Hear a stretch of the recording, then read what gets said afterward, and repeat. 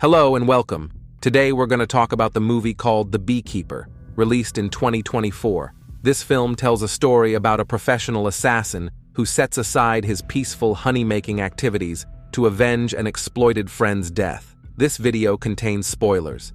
So, to get the best experience, please watch the full movie first. And how's the story? Let's go straight to the storyline.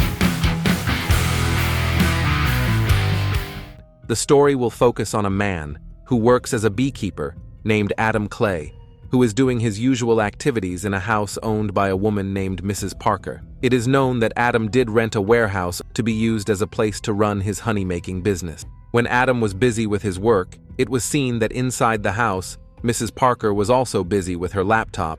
Then a warning sign appeared stating that her laptop was infected with a virus, complete with a phone number that could be contacted, so that she, who did not understand anything, decided to call that number hoping to get a solution to this problem.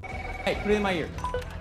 United Data Group, good afternoon. It is clear that Mrs. Parker fell into a cybercrime trap called phishing, which aims to take sensitive data of its victims by posing as a trusted person or businessman, in which the victim is Mrs. Parker. And here the perpetrator is Garnet, who manages a company disguised as a call center. Garnet managed to trick Mrs. Parker very easily and drained all the money of the accounts managed by Mrs. Parker, including the charity account entrusted to her. Okay, I'm there.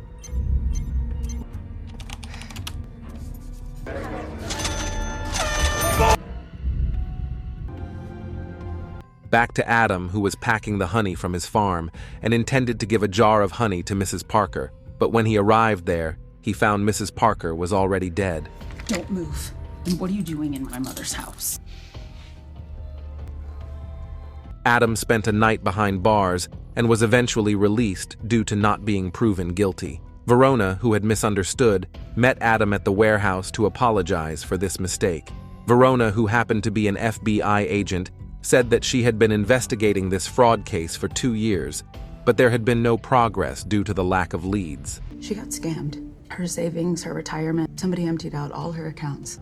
You know who did it. Crew's been operating for 2 years and we don't even have names. Hive is more important.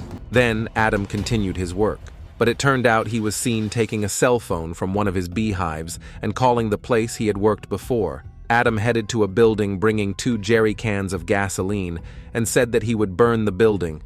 So if the 2 guards would stop him, then this is what would happen.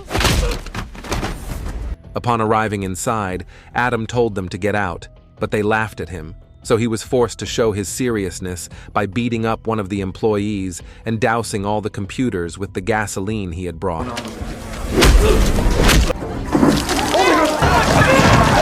Soon, Garnet shows up with more security, so Adam has to beat them up and blow up the building.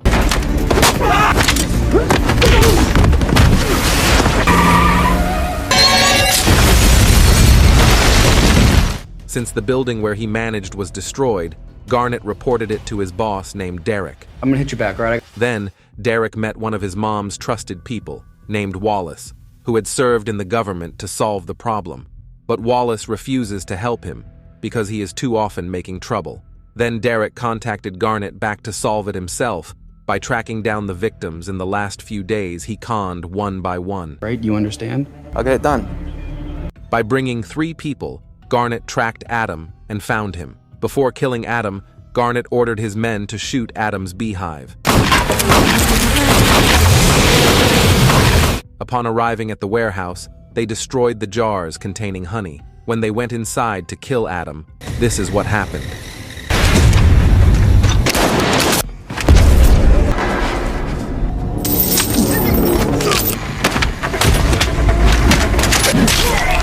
Clearly, Garnet messed with the wrong person. His finger was cut off, and Adam let him live as a message to his boss, Derek. When Garnet was talking to Derek on the phone right on the bridge, Adam suddenly appeared. Then Garnet was tied to the car and then dragged by the car into the river. Adam took Garnet's phone, which was still connected to Derek. Then Derek arrogantly threatened Adam, saying he didn't know who he was dealing with. Switching to Verona, who is investigating an exploded building, Verona's partner reports that there has been a fire at her mother's house, accompanied by the discovery of 3 bodies in the warehouse. Verona assumes that the fire at her mother's house was related to the exploded building.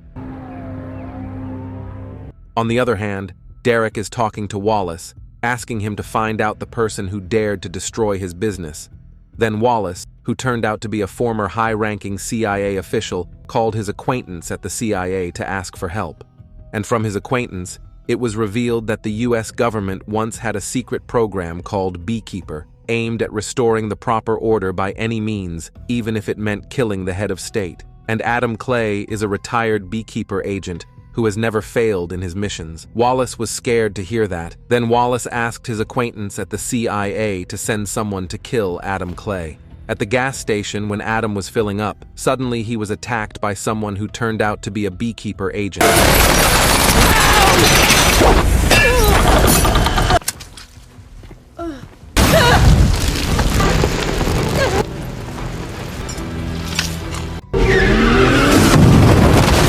Not long after, the CIA contacted Wallace and said that they had failed to kill Adam Clay and did not want to interfere any further, and Wallace was left alone. And then Wallace gathered the best mercenaries, and Wallace hoped that they could protect Derek. If possible, they could kill Adam Clay too. Back to Adam, who is seen arriving at a place that turns out to be a place of the Beekeeper agent he killed at the gas station earlier, trying to open the lock with the severed finger of the agent. Inside, Adam begins to gather information and find out the address of Derek's other company. On the other hand, Verona, who is in her office, has a meeting with her boss and suspects that Adam's next target is the one in Boston.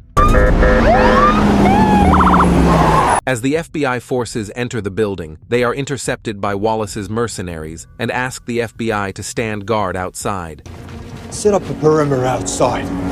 Inside the building, a man who is also a manager at the place gives instructions to his employees, and then Wallace's mercenaries come in and ask everyone to go home for their own safety. But the manager refuses the request and challenges the mercenary leader to call and talk to Derek. And the mercenary leader obeys Derek's request not to interfere with his business and asks them to guard and protect the place. Who knows who Derek really is, that he seems untouchable.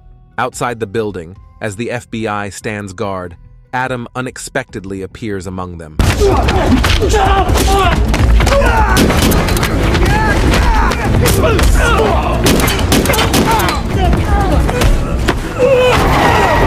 Inside, the employees report their work results, but, without them realizing, Adam Clay has been there among them. However, the mercenaries have found out about Adam's presence and immediately shoot Adam.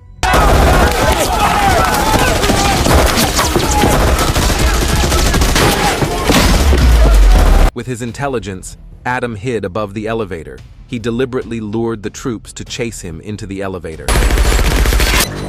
Everybody out!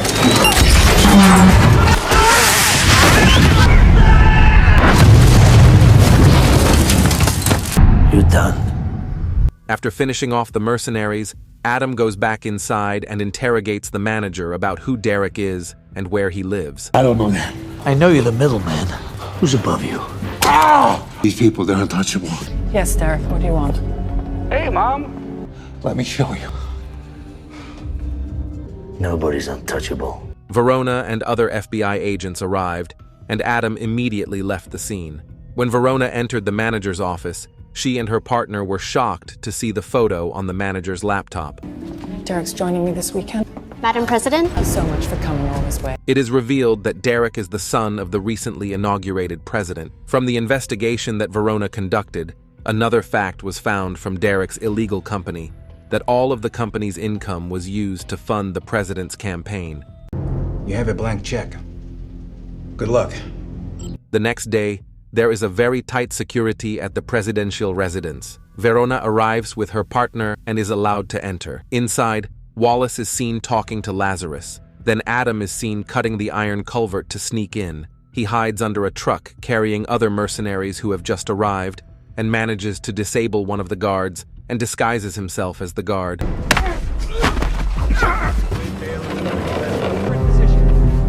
Then he put a bomb under the vehicle there. Then, He changed his clothes and then blended with the others at the party. Verona sees Adam and chases him along with the others into the backyard. Lace your fingers behind your head. Whoa, whoa, whoa, whoa, whoa! B. Successfully distracting them, Adam enters the building and is confronted by dozens of guards.